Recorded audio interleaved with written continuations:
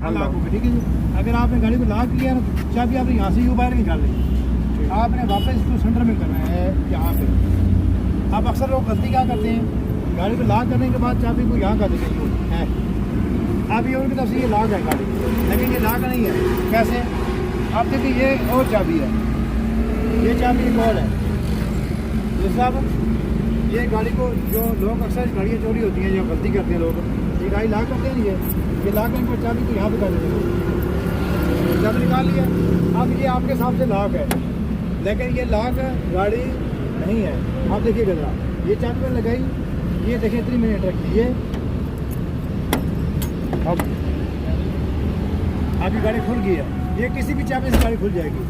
आपने लॉक करने के बाद इसको कहाँ पे करना होता है, ये लॉक ये सेंटर में करिए है, ये सेंटर में। आप कोई भी चाबी लगाएंगे तो नहीं लगेगी।